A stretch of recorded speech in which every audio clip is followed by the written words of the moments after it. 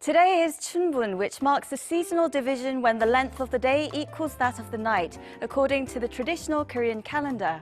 And we had a warm day, but strong wind advisories have been issued for the second day in Gangwon-do Province's eastern region for tonight. And that area is also under dry weather advisories. So don't forget to take precautions against fire in these areas.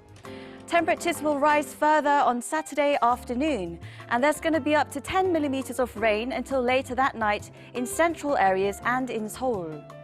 We're going to wake up to a sunny morning in most places. Seoul begins at 7 degrees Celsius, 10 in Busan and 11 in Jeju. Then it'll get drizzly in Seoul and Chuncheon in the afternoon, with highs jumping to 19 and 18 degrees respectively. It's going to be hotter in Gyeongju, which will top at 24. Although most of the nation will be cloudy or overcast, Busan will remain sunny. I'll leave you with the weather conditions around the world.